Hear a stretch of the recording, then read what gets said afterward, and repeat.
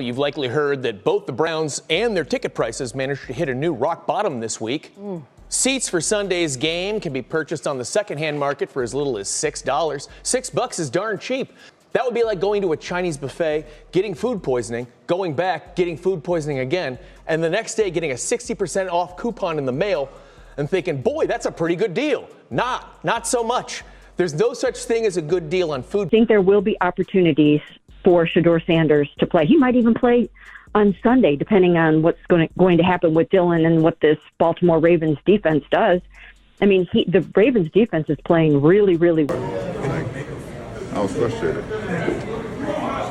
If they take something from it, it's that, I want to win, and sometimes it spills over, and that's okay.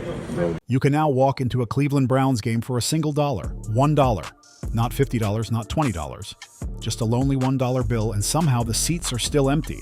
What started as a quarterback debate has blown up into a full-scale meltdown across the entire franchise, hitting the field, the locker room, the fan base, and even the city energy itself.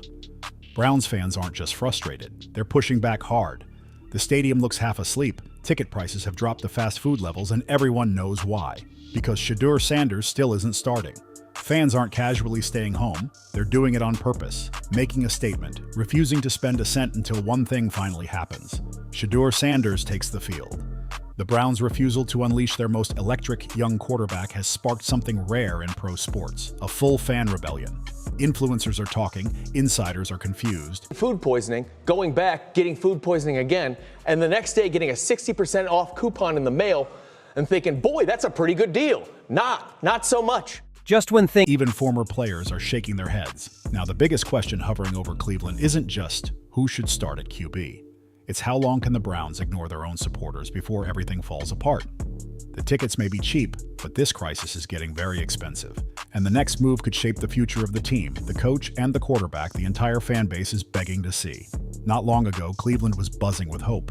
New players, a reset in the locker room vibe, and a fan base ready to explode with excitement. Ticket prices matched that momentum. They started above $50, and most home games were expected to be packed.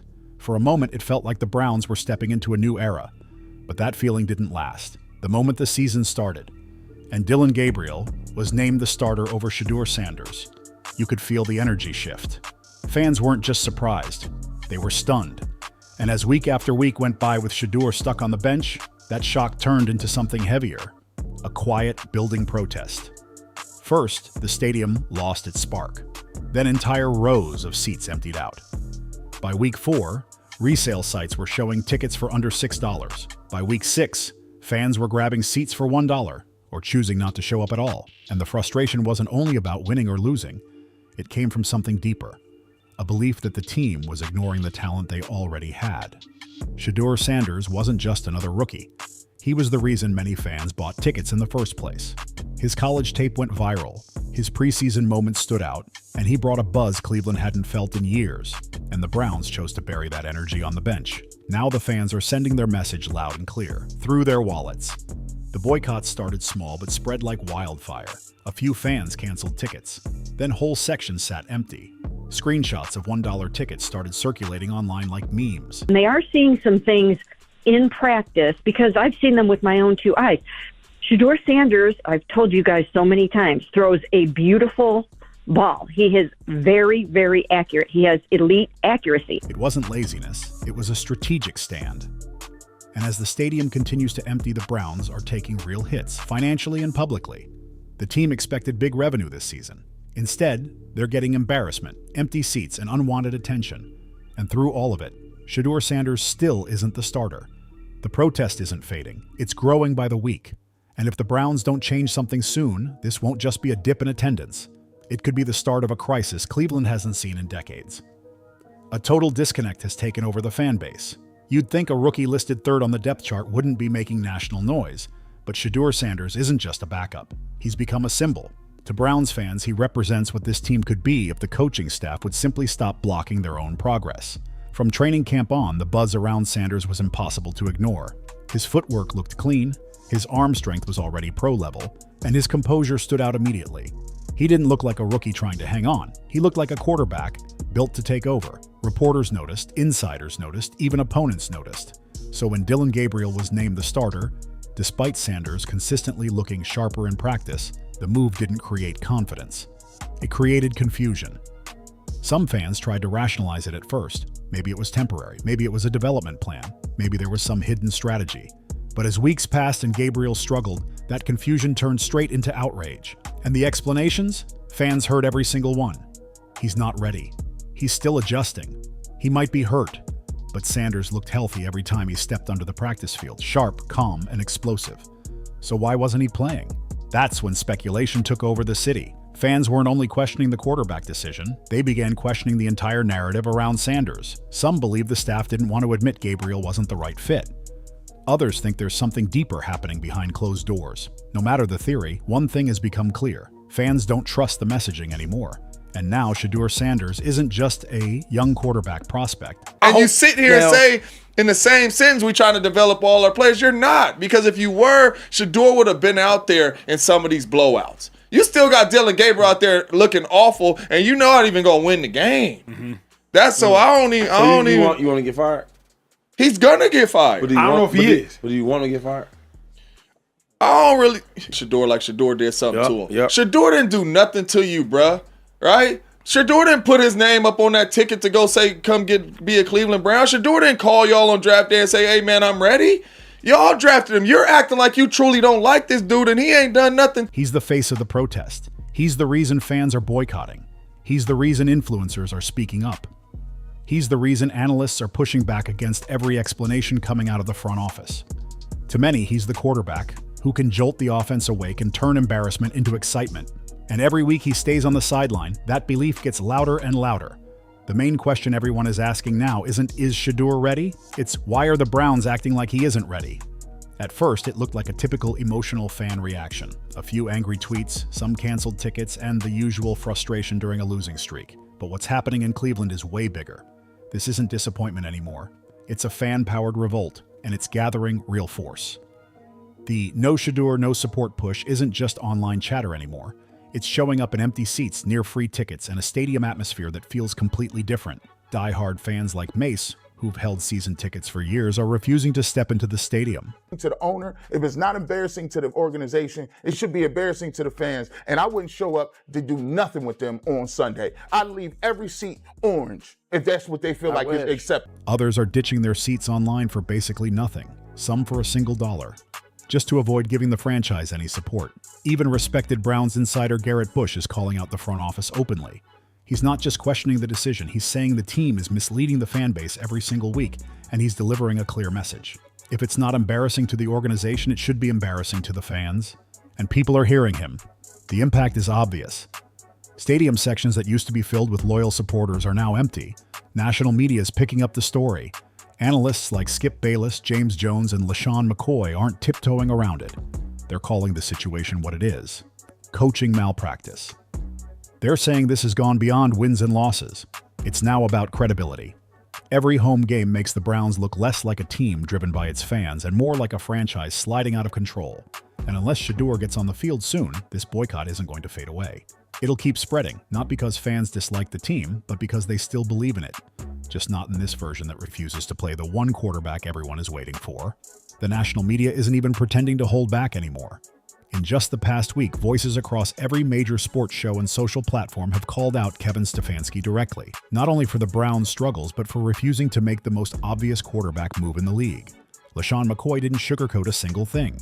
He said Stefanski would be completely out of touch to keep sending Dillon Gabriel out there after that rough performance against the Jets. McCoy made it clear. Continuing with this plan isn't just questionable, it borders on coaching malpractice. Then James Jones stepped in and pushed things even further. He openly questioned whether Stefanski's refusal to play Shedeur Sanders was personal. He even suggested something might be happening behind closed doors, saying, "It's like Stefanski doesn't like him, but Shedeur didn't ask to be here. They drafted him." That line hit like a punch, because if fans even suspect ego or bias is creeping into the decision-making, everything falls apart instantly. And it's not just media voices raising the pressure. Players are speaking without using words. Myles Garrett's body language alone has been screaming. His sideline frustration, those stiff post-game comments, and his blunt reminders that winning matters more than patience all show a captain who's losing confidence in the plan. Inside the locker room, the tension is becoming hard to hide. This isn't coach versus media anymore. It's coach versus momentum, and right now momentum is winning. Ready to talk about Dylan Gabriel, though. I ain't gonna lie to you, man. Look, Let's get to it then. I'm tired of Kevin Stefanski talking so much. Because now we don't want to talk. We want to watch film. With every interview, every vague explanation, and every unclear developmental process comment, Stefanski digs himself deeper into a hole of confusion and backlash. And here's the real issue. Stefanski no longer controls the conversation. He's reacting to it. That's one of the most dangerous spots an NFL head coach can be in, especially when fans, media, and even players start asking the same question. What is he really protecting? Because if it's not wins, not locker room unity, and not the franchise's future, then what is it? On the surface, the Browns are still suiting up, talking like a team, and giving the standard lines. But behind the scenes, the locker room is splitting apart. It started with frustration, quiet looks, veteran players shaking their heads after another drive stalled out, guys walking off the field looking drained instead of motivated. Then more signs showed up. Players avoiding eye contact in team meetings, little groups forming after practice, leaders stepping away from the coaching message, and conversations happening in whispers instead of out front. And at the center of it all is Myles Garrett. Garrett has set the tone for this team for years. A respected star who rarely shows cracks, but lately those cracks are showing. His interviews are shorter, his voice is sharper, and when reporters ask him about the team's direction, he's not hiding the frustration anymore. Yeah, I want to win, and sometimes that frustration spills over, he said. That wasn't emotion, that was a warning. Garrett's behind-the-scenes confrontation with Stefanski made headlines for a reason. It marked the first time a star player publicly challenged the team's direction. But according to insiders, he's not the only one. Several players are now questioning the entire plan. The leadership, the rotation, and the quarterback decision that's dragging this season down. Some players stay loyal to Stefanski out of habit or trust, but others quietly believe Shedeur Sanders represents something they desperately need: hope, energy, and a sense of direction. But the biggest problem isn't just who starts at quarterback, it's who still believes in the system. Players need to trust that their coaches are seeing what they're seeing. Missed reads, stalled drives, falling morale, and they need to believe those coaches will take action. When that trust breaks, leadership doesn't collapse all at once. It breaks piece by piece, and right now, Cleveland is watching those pieces slide apart. If Stefanski doesn't turn this around soon, the divide won't stay hidden behind closed doors. It'll show up on Sundays. And by the time everyone finally sees it, the damage might already be locked in. The Cleveland Browns aren't just losing games anymore. They're losing the things an NFL franchise depends on. Fan trust is disappearing. Team morale is cracking. Revenue is dropping fast. And what started as a quarterback argument has now spilled into the franchise's financial heart. They're not unloading their tickets because the team is losing. They're doing it because they no longer trust the decision makers running the show. Local businesses are feeling it too. Concession stands aren't moving food. Parking lots look abandoned, and team merch doesn't have that same spark anymore. What should be 70,000 fans bringing energy and spending power has turned into a half-filled stadium. And that's rough for business, and even tougher on the player's mindset. And here's the real cost: time. Every week the Browns double down on Dylan Gabriel is another week slipping away, not just in the standings, but in development, identity, and momentum. The longer Shedeur Sanders stays on the sideline, the tougher it becomes to build around him, especially when both the fans and the locker room are clearly ready for the switch. Waiting might sound like strategy, but in a city starving for postseason excitement, waiting looks more like ignoring what's right in front of you. The longer Cleveland hesitates, the more damage piles up, not just to this season, but to the seasons that follow. Losing games is one thing, but losing the heartbeat of your fan base, losing the locker room's trust, and keeping your most promising quarterback off the field? That's not rebuilding, it's a free fall. And every delayed decision from the front office now costs more than they can afford. This is the tipping point. The Browns aren't just juggling a simple depth chart question. They're facing a full crisis that hits the field, the finances, and the soul of the fan base. $1 tickets, empty rows, and a locker room stretched thin aren't random signals. They're the price of ignoring what everyone can see. Fans have already drawn their line. No Shedeur, no support. That pressure isn't just loud, it's working. Revenue is sliding, optics are collapsing, and each week Sanders doesn't see the field, the story shifts from patience to paralysis. Rumors are swirling that people inside the building are getting uneasy. Reports suggest even team insiders expect a shift soon. But here's the tough part. A one-drive cameo won't fix this. A real plan will. Kevin Stefanski already admitted the original decision wasn't right, so now all that matters is what comes next. If Shedeur gets the call, it can't be a desperate move. It has to be a commitment, a clear script, real snaps, and a message that restores belief. And if Gabriel starts again, there has to be transparency, real benchmarks, visible accountability, and a timeline the locker room can respect, because this isn't just about who takes the first snap. It's about whether the people in charge see the same game the fans and players see. Myles Garrett's frustration, the analyst criticism, and the growing boycott movement all point to the same truth. Leadership has to act, not just explain. Stay the course now. And the Browns risk another fractured year, an even colder fan base, and a head coach remembered not for the games he won, but for the moment he let slip away. Change direction, and there's a spark waiting. A quarterback with momentum, a locker room searching for guidance, and a city ready to believe again. Every franchise gets a window, and Cleveland's is cracked open, barely.